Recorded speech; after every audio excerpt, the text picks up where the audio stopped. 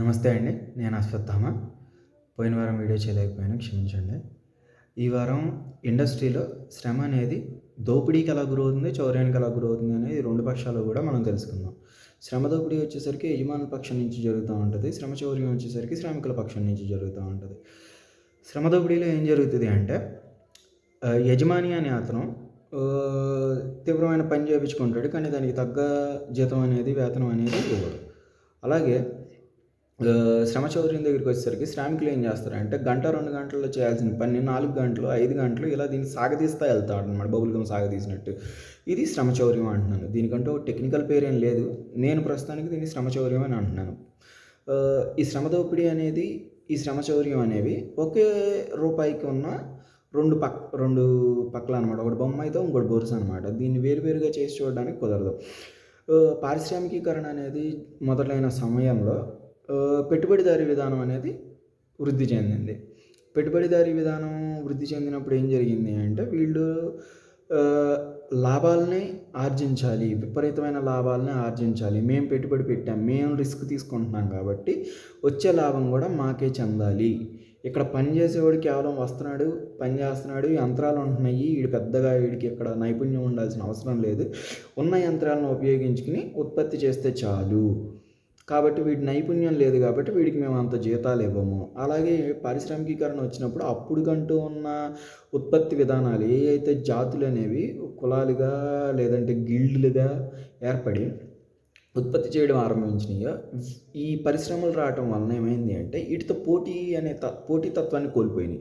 అంటే యంత్రాలతో ఉత్పత్తి చేసిన ఉత్పత్తులకి ధర అనేది చాలా తక్కువగా ఉండటం, వీడి చేతులతో లేదంటే ఒక గిల్డ్గా ఉండి, ఒక సొసైటీగా ఉండి, ఒక కులంగా ఉండి వీళ్ళు ఉత్పత్తి చేసిన వస్తువులకి ధర అనేది ఎక్కువగా ఉండటం వలన ఈ పోటీ తట్టుకోలేక ఈ గిల్డులు, కులాలు ఇలాంటివన్నీ కూడా సమూహాలు నాశనం అయిపోయినాయి. ఇప్పుడు వాళ్ళు బతకాలి అంటే పరిశ్రమల్లోకి వెళ్ళాల్సిందే. ఇప్పుడు ఇట్లాంటప్పుడు ఏం జరిగిందంటే యంత్రాలు ఉంటున్నాయి కదా, ప్రతి పనిని కూడా విభజించేశారు. నట్టు తిప్పేవాడు ఒకడు, దాన్ని టైట్ చేసేవాడు ఒకడు, నట్టుని టెస్ట్ చేసేవాడు ఒకడు. ఇలా ఇంతకుముందు గిల్డులు అనేవి అన్నీ ఒకళ్ళే ఇద్దరు చేసేవాళ్ళు కాబట్టి మొత్తం పని గురించి ఒక అవగాహన ఉండేది. క్వాలిటీ కూడా బాగుండేది. కాకపోతే ఈ యంత్రాలు వచ్చిన తర్వాత ఏం జరిగిందంటే ఎక్కడికక్కడ పని అనేది విభజించుకుపోయి ఎవరికక్కడికి నాది ఇంతవరకే. ఇప్పుడు పూర్తిగా పని మీద మొదలుపెట్టిన దగ్గర నుంచి చివరికి వెళ్ళేసరికి దాని మీద ఉన్న అవగాహన అనేది పూర్తిగా ఎవరికీ లేదు.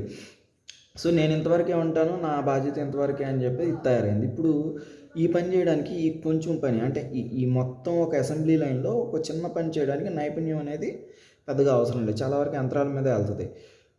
సో ఇలాంటప్పుడు ఏం జరిగిందంటే మేము అంత జీతాలు ఇవ్వము, తక్కువ ఇస్తాం. ఇదేంటంటే యజమానులు అనేవాళ్ళు వాళ్ళ లాభాలని విపరీతంగా ఆర్జించడం కోసం వీళ్ళు వర్కర్స్కి ఎక్కువ జీతాలు ఇచ్చేవాళ్ళు కాదనమాట. దాని ఫలితంగా వీళ్ళకి దారుణమైన పరిస్థితుల్లో తిండి తిప్పలు లేకుండా కూడా వీళ్ళు బతకాలి అంటే పని చేయాలి అనే స్థితికి వచ్చేసి ఒక్కోసారి ఈ లేబర్ అనేవాళ్ళు ఎక్కువైపోతారు. లేబర్ అంటే పనివాళ్ళు అనమాట. ఈ శ్రామికులు ఎక్కువైపోయినప్పుడు ఏం చేసేవాళ్ళు అంటే ఎక్కువ మంది శ్రామికులు ఉన్నారు, ఎక్కువ ఉత్పత్తి చేస్తే ఎక్కువ మంది కొనేవాళ్ళు ఉంటారు కాబట్టి ఎక్కువ ఉత్పత్తి చేయాలి, అందుకోసం శ్రామికుల్ని తీసుకుందాం కానీ తక్కువ జీతం ఇద్దాం. ఎవడైనా నేను తక్కువ జీతానికి పని చేయనంటే వెళ్ళిపో, ఇంకోటి వస్తాడు ఆడి ప్లేస్లో. ఇప్పుడు జరుగుతుంది కూడా అదే. బట్ ప్యారలల్ ఆ సామీప్యతలు అనేవి అయితే ఉన్నాయి ఇప్పటికి. సో ఇలా ఒక పెట్టుబడిదారీ విధానం అనేది రూపొందుకుంటూ వెళ్ళింది. గుర్తుంచుకోండి, ఇండస్ట్రియలైజేషన్, పారిశ్రామికీకరణ అనేది పెట్టుబడిదారీ విధానం కాదు. పారిశ్రామికీకరణ ఫలితంగా పెట్టుబడిదారీ విధానం అనేది ఒకటి రూపొందింది. అయితే ఇటువంటి పరిస్థితుల్లో జనాలు వాళ్ళ ఆచార విచారాలని, ధర్మ సాంప్రదాయాలని, లేకపోతే వాళ్ళ గిల్డుల్ని, కులాలని వీటిని కోల్పోయారు. ఇప్పుడేంటంటే నేను ఒక్కడినే తినగలిగితే చాలు అనే ఒక తత్వం అనేది వీళ్ళల్లో పెరుగుతాం. అలాగే ఎవడి కడుపు ఆడిదే ఎవడి ఆకలి ఆడే తీర్చుకోవాలి అనే ఇది వల్ల ఇండివిజువలిజం, వ్యక్తిగతవాదం అనేది ఒకటి మొదలైందనమాట. ఇలాంటప్పుడు ఈ ఇండస్ట్రీలో పనిచేసే వాళ్ళ పరిస్థితులు చాలా దారుణంగా తయారైనాయి. ఇదే శ్రమ దోపిడీకి నాంది. సో, ఇట్లాంటప్పుడు ఎలాగూ కులాలు, గిల్డులు, సమూహాలు నాశనం అయిపోయినాయి కదా! కోఆపరేటివ్ సహకార సంఘాలు నాశనం అయిపోయినాయి కదా! సరే నాశనం అయిపోయినాయి, ఎలాగో నాశనం అయిపోయినాయి. దాన్ని మనం తీసుకురాలేము. ఇప్పుడు ఈ ఈ ఇప్పుడు ఈ ఇండస్ట్రీ అనేది ఒక పెట్టుబడిదారీ యజమాని దగ్గర ఉండటం వలన ఆస్తి మొత్తం పెట్టుబడిదారు దగ్గరే ఉంటుంది. డబ్బు మొత్తం పెట్టుబడిదారు దగ్గరే ఉంటుంది. శ్రామికుడి దగ్గర ఏమీ ఉండట్లేదు. కాబట్టి ఈ వ్యవస్థ, ఈ పారిశ్రామికీకరణ అనేది ఏదైతే ఉందో ఈ మొత్తాన్ని ప్రభుత్వం చేతుల్లో ఉంచుదాం.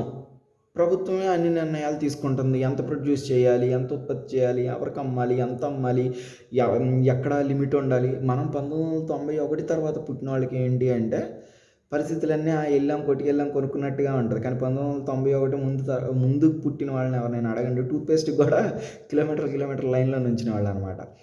కారణం ఏంటి అంటే ప్రభుత్వం ఈ పారిశ్రామికల్ని కంట్రోల్ చేసేది. ఇలాంటప్పుడు ఏం జరిగింది అంటే ఎవడైనా యజమాని వచ్చి అరే బాబు పని చేయండి రా అంటే వీళ్ళు ఏం చేసేవాళ్ళు అంటే గుంపులుగా, సమూహాలుగా, లేదంటే ఇప్పుడు మనం ఏమంటారు సొసైటీస్గా, ఇలా సిఐటియు అనే యూనియన్స్గా ఫామ్ అయ్యి మేము పని చేయం, మేము పర్మనెంట్ ఇక్కడ, నువ్వెవడో మాకు చెప్పడానికి, ఇలా ఒక నిర్బంధంగా మాట్లాడడం. ఉత్పత్తి అనేది జరిగితేనే కదా మాకు జీతాలు వచ్చేవి అనే ఒక ధ్యాస లేకుండా వీళ్ళు ఏంటి అంటే అచ్చంగా ప్రభుత్వ పరం కాబట్టి ప్రభుత్వం అనేది జనాల్ని పోషించాలి. దీన్ని వెల్ఫేర్ స్టేట్ అంటారు. సోషలిజం అనేది కూడా కమ్యూనిజంకి సోషలిజంకి కొంచెం తేడాలు ఉన్నాయి. బట్ కమ్యూనిజం అంటే దేశం యొక్క ప్రభుత్వం చేతుల్లో ఈ ఉత్పత్తి సాధనాలన్నీ ఉంటాయి. ప్రస్తుతానికి పారిశ్రామికీకరణ అనుకుంటున్నాం కాబట్టి ఉత్పత్తి సాధనాలన్నీ ఈ పారిశ్రామికీకరణ మొత్తం ప్రభుత్వం అధీనంలో ఉంటాయి. ఇలాంటప్పుడు ఈ శ్రామికులు అనేవాళ్ళు శ్రమని చౌర్యం చేయడం, గంటలో చేసే పని 4 గంటలు అసలు చేయకుండా ఉండటం, అయినా సరే జీతాలు తీసుకుంటాం, ఇలా చేసేవాళ్ళు.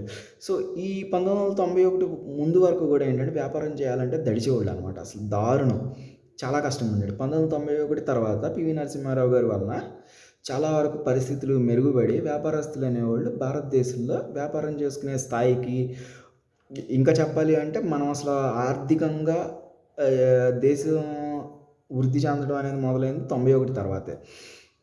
సో ఇలాంటి పరిస్థితుల్లో ఇప్పుడు మనం ఇలాగూ ఉండలేము, అంటే కంప్లీట్గా పెట్టుబడిదారీ విధానంలోనూ దేశాన్ని నడిపించలేము, కంప్లీట్గా పూర్తిగా కూడాను కమ్యూనిస్ట్ అధీనంలోనూ నడిపించలేము. మధ్య మార్గంగా సోషల్ క్యాపిటలిస్ట్ అని చెప్పేసి ఒక విధానాన్ని తీసుకుని ముందుకు నడిచారు. కొన్ని రోజులు బాగానే ఉంది. కానీ తర్వాత ఏమైంది అంటే వ్యవస్థలు అనేటిలో ఈ వ్యాపారం ఏది చేయాలన్నా కానీ వీటికి అనుమతులు ఇవన్నీ కూడా ప్రభుత్వం దగ్గర నుంచి తీసుకోవాలి. ఇలాంటప్పుడు ఏమవుతుందంటే నల్లధనం అనేది, బ్లాక్ మనీ అంటాం కదా, ఇది అనేది తిరుగాడుతూ ఉంటుంది. బ్లాక్ మనీల గురించి తర్వాత ఎప్పుడైనా మాట్లాడుకుందాం. ఈ బ్లాక్ మనీ అనేది తయారవుతూ ఉంటుంది. సో ఇలాంటప్పుడు ఏం జరిగింది అంటే ఒకే ఇండస్ట్రీలో ఇటు యజమాని పక్షం, ఇటు శ్రామికుల పక్షం. సో వీళ్ళేమో ఎంతసేపు కూడాను శ్రామికుడు అనేవాడు నా జీతం మీద తప్ప ఇంక వాడికి ఎటువంటి ఆదాయ మార్గం అనేది ఉండకూడదు అనే ఈ ఆలోచన చేయడం మొదలుపెట్టాడు. అలాగే శ్రామికులు ఏంటి అంటే వీడు ఎలాగో నా శ్రమకు తగిన ఫలితం ఇవ్వట్లేదు కదా, నేను వీడి కోసం ఎందుకు గొడ్డు చాకరీ చేయడం అని చెప్పేసి లేట్గా చేయడం మొదలెట్టాడు అనమాట. సో ఇప్పుడు ఏం జరుగుతుంది అంటే ఉత్పత్తి అనేది చాలా ప్రాథమిక విషయం. ఉత్పత్తి లేకపోతే ఇటు యజమాని ఉండలేడు, యజమాని లేకపోతే కార్మికులకి, శ్రామికులకి జీతాలు రావు, జీతాలు రాకపోతే పని చేయడం కష్టం, పని చేయకపోతే మళ్ళీ ఉత్పత్తి అనేది ఇదవుతుంది. సో దీన్నే సర్క్యులారిటీ అంటారు అనమాట. ఏ ఒక్కటి కొంచెం దెబ్బతిన్నా కానీ మిగతా అన్నిటి మీద ప్రభావం పడుతుంది. ఇలాంటప్పుడు ఏం జరుగుద్ది అంటే యజమాని అనేవాడు వర్కర్ని పని చేయరా బాబు అని చెప్పేసి అంటాడు. వాళ్ళు ఏం చేస్తారంటే నాకు నువ్వు జీతం ఇవ్వట్లేదు కాబట్టి, ఎక్కువ ఇవ్వట్లేదు, లేదంటే నాకు నా సమయంలో 12 గంటలు నాకు ఇక్కడే పోతుంది ఏమండి, 9 గంటల నుంచి 6 గంటల ఉద్యోగం అనేది ప్రపంచంలో ఎన్నో మారినాయి, కానీ 9 to 6 వర్క్ అవర్స్ మాత్రం మారలేదు. దీనికి ఒక కారణం ఉంది. దీని గురించి ఎప్పుడైనా మనం కులంకషంగా మాట్లాడుకుందాం. ఇవాళకి మాత్రం ఇక్కడే ఆగుదాం. ఇప్పుడు ఈ పని వాళ్ళు ఏం చేస్తారంటే రోజుకి 8 గంటలు అని చెప్తారు, కానీ ఇండస్ట్రీలో 8 గంటలు అనేది కష్టం, జరగదు. మినిమం 10 గంటలు అనేది చేయాల్సిందే. ఇప్పుడు ఓటీలు, ఈటీలు వేసుకుని 8 గంటల వర్క్ కాస్త 4 గంటలు ఎక్స్ట్రా చేసి 12 గంటలు చేస్తారు. అంటే 8 గంటల్లో చేయాల్సిన పనిని శ్రామికులు ఏం చేస్తున్నారు? 12 గంటల్లో చేస్తున్నారు. రోజుకి ఒక్కొక్క వ్యక్తి 4 గంటలు ఓవర్ టైం చేస్తున్నాడు అంటే కనీసం ఒక 25 మంది పనోళ్ళు ఉన్నారు అంటే రోజుకి వచ్చేసరికి 100 గంటల ఓవర్ టైం. ఓవర్ టైం అనగానే సింగిల్ ఓటీ ఇస్తే సరిపోదు. 1.1 1.2 డబుల్ ఓటీ ఇలా ఉంటాయి. సో ఇది ఒక కాస్ట్ అనమాట. సో ఈ కాస్ట్ని పెంచుకుంటే వెళ్ళిపోతారు. ఈ యజమానికి ఏంటి? లాస్ వస్తుంది. యజమాని ఏం చేస్తాడు? సరే నువ్వు ఓటీ చేస్తున్నావు కదా, నువ్వు ఇలా డబ్బులు సంపాదిస్తున్నావు కదా, నేనేం చేస్తానంటే నీ జీతం 25,000 ఇవ్వాలి, అసలైతే నేను 20,000 ఇస్తా, 20,000 ఇస్తా, దా ఓటీ చేయి. ఇప్పుడు యజమాని లెక్క ప్రకారం ఏంటంటే వీడు ఎంత పని సాగదీసినా కానీ వాడికి నెల తిరిగేసరికి 25,000 నుంచి 30,000 మాత్రమే వాడి చేతిలో ఉంటాయి. ఈ శ్రామికుడు కూడా అంతే. నాకు 25,000 ఇవ్వాల్సింది నువ్వు 20,000 ఇస్తున్నావు కదా అని చెప్పి వీళ్ళు సాగదీస్తారు. అడి తిప్పి ఆడికి రావాల్సిన 30,000 అలాగే వస్తాయి అన్నమాట. ఇటు యజమానికి ఇది ఉండదు, ఇటు శ్రామికుడికి పెద్ద ఒరిగేదేమి ఉండదు. కాకపోతే వీళ్ళిద్దరు బలాబలాలనే ఉంటాయి. ఇప్పుడు యజమానికి శ్రామికులకి మధ్యలో కొంతమంది ఉంటారు, ఇంజనీర్లని, సూపర్వైజర్లని, ఇన్ఛార్జ్లని. వీళ్ళు నలుగుతూ ఉంటారు అన్నమాట. పైన యజమానికి తెలుసు కింద శ్రామికుడు ఏం చేస్తున్నాడని, కింద శ్రామికుడికి తెలుసు పైన యజమాని ఏం చేస్తున్నాడని. కానీ యజమాని ఏం చేస్తాడు? మధ్యలో ఉన్న సూపర్వైజర్ల మీద, ఇంజనీర్ల మీద ఒత్తిడి అనేది చేస్తూ ఉంటాడు. తొందరగా ఇవ్వండి, ప్రొడక్టివిటీ ఇవ్వండి, ఇది ఇవ్వండి, అది ఇవ్వండి అని చెప్పేసి. కానీ బయటకు వచ్చేసరికి ఏం చేస్తాడు? మేము కార్మికులకి ఇది చేస్తున్నాం, అది చేస్తున్నాం అని చెప్తారు. కానీ నేరుగా శ్రామికులు ఎలా శ్రమ అనేది చౌర్యం చేస్తున్నారు అనేది ఒక్కళ్ళు కూడా మాట్లాడు. దీనికి కూడా కారణాలు ఉన్నాయి, మరి ఎప్పుడైనా మాట్లాడుకుందాం. అలాగే ఈ శ్రామికులు ఏం చేస్తారు? నువ్వు కాదుగా నాకు జీతం ఇచ్చేది, నీ మాట నేను ఎందుకు వినాలని చెప్పి ఇంజనీర్లకి, సూపర్వైజర్లకి అడ్డంగా ఎదురు తిరుగుతారు. పెద్దగా మాట్లాడటానికి కూడా ఉండదు. యూనియన్ ఉన్న చోట అయితే ఇది మరీ దారుణంగా ఉంటుంది పరిస్థితి. అసలు ఉత్పత్తి అనేది రావటం చాలా కష్టమైపోద్ది. ఇలాంటి పరిస్థితుల్లో ఒక ఇండస్ట్రీని నడపడం అనే కానీ, లేదంటే ఒక ఉద్యోగం చేయడం అనే కానీ చాలా కష్టమైద్ది అనమాట. పైగా ఈ 2 ఫోర్సెస్, ఇటు యజమాని దగ్గర నుంచి చేసే శ్రమ దోపిడీ, ఇటు శ్రామికుల దగ్గర నుంచి చేసే శ్రమ చౌర్యం 2 కూడాను ఉత్పత్తిని ఇంపాక్ట్ చేస్తూ ఉంటాయి. ఇప్పుడు మీరు అనొచ్చు, ప్రభుత్వం చేతుల్లో ఉంటే మంచిదా, పెట్టుబడి చేతుల్లో ఉంటే మంచిదా ఇండస్ట్రీ అనేది? ఇండస్ట్రీ అనేది పెట్టుబడిదారీ విధానంలో ఉండటం వల్ల కొన్ని లాభాలు ఉన్నాయి. కాకపోతే ఈ వెల్త్ అనేది, మనం తయారు చేస్తున్న ఈ సంపద అనేది ఏదైతే ఉందో కొందరు వ్యక్తుల చేతుల్లో మాత్రమే ఇదవుతూ ఉంటుంది. ఇదొక డ్రాబ్యాక్ అనమాట ఇందులో. అలాగే వ్యక్తుల యొక్క ఆశకి అంతు అదుపు అనేది ఉండదు. ఇప్పుడు నేను ఉత్పత్తి చేస్తున్నాను, అమ్ముతున్నాను, నాకు లాభం వస్తుంది, ఇంతవరకే చూస్తున్నాం. కానీ దీనివలన మన చుట్టూ ఉన్న పర్యావరణం, అలాగే మన ఆర్థిక స్థితిగతులు, మన ఖర్చులు, మనం ఉండటానికి జీవన ప్రమాణాలకి మనం పెట్టే ఖర్చులు ఎలా పెరుగుతున్నాయి.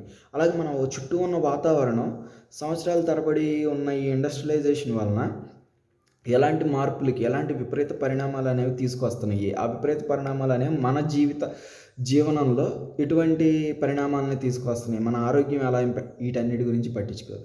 కొన్ని ప్రభుత్వం చేతుల్లో అంటే ఇవన్నీ పట్టించుకుంటుందా? అస్సలు లేదు, ఇంకా దరిద్రంగా ఉంటుంది. ప్రభుత్వం చేతుల్లోకి వచ్చేసరికి 1991 ముందు వరకు ఎంత దారుణమైన పరిస్థితులు అంటే,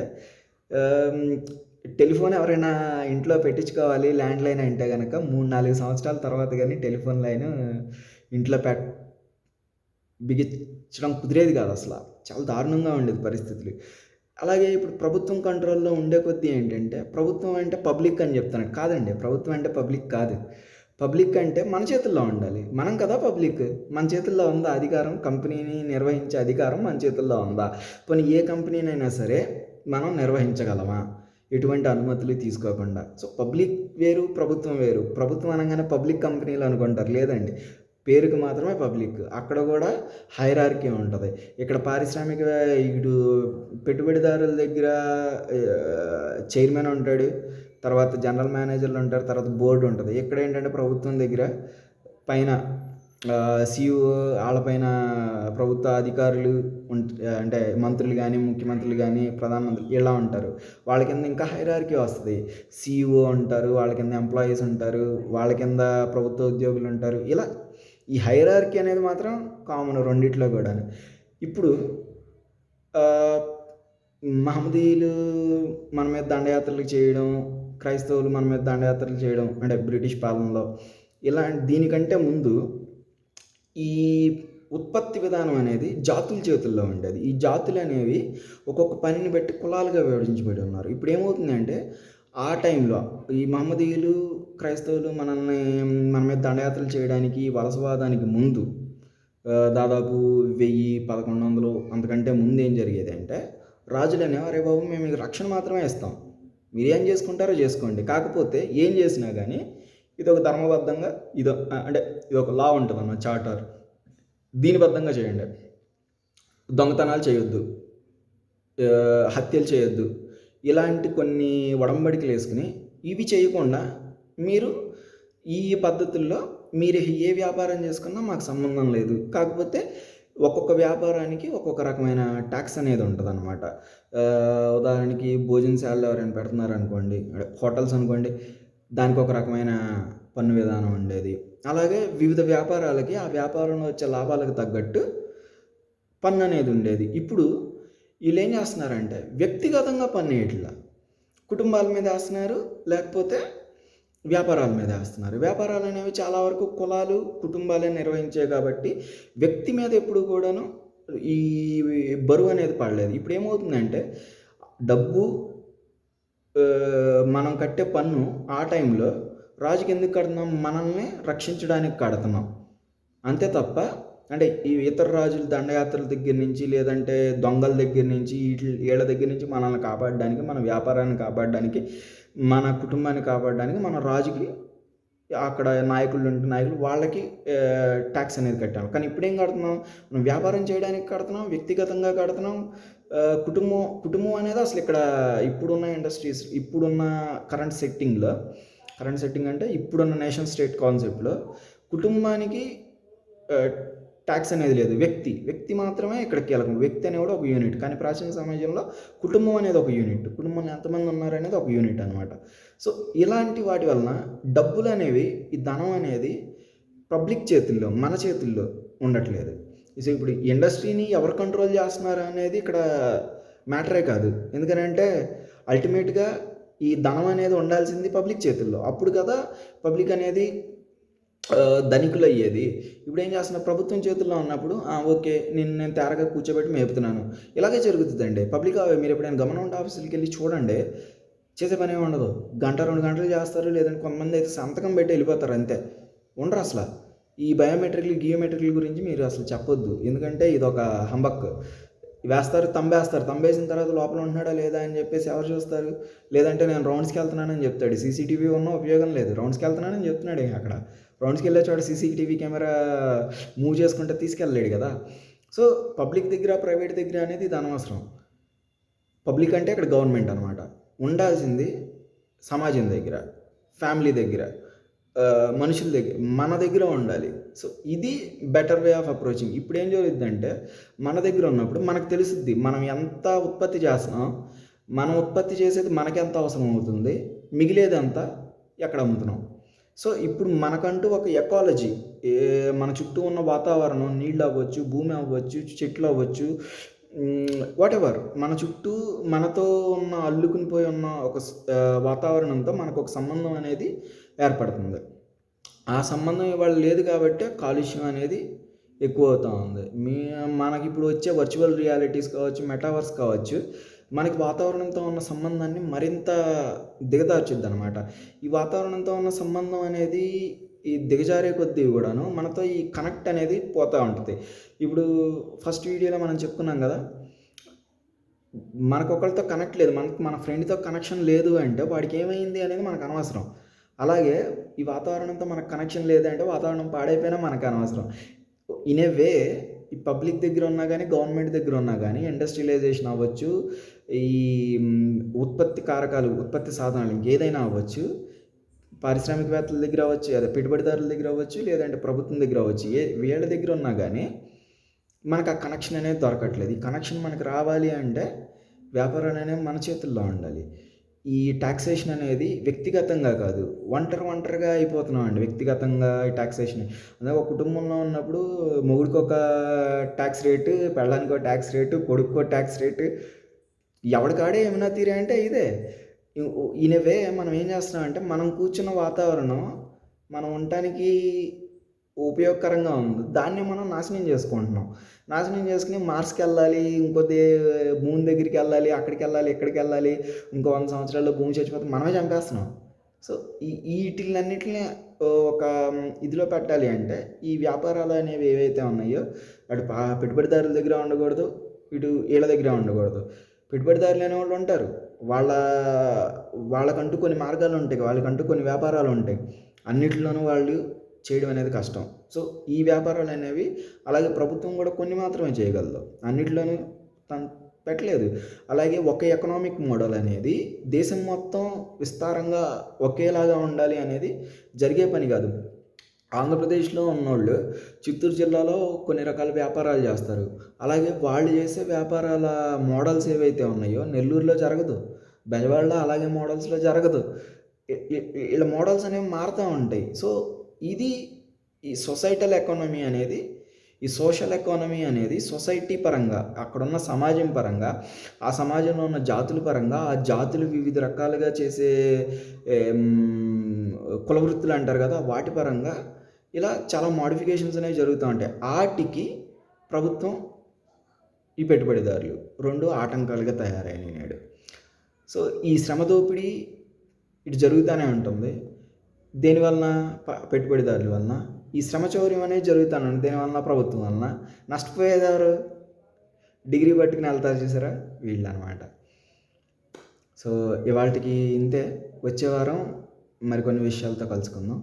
ధన్యవాదాలు.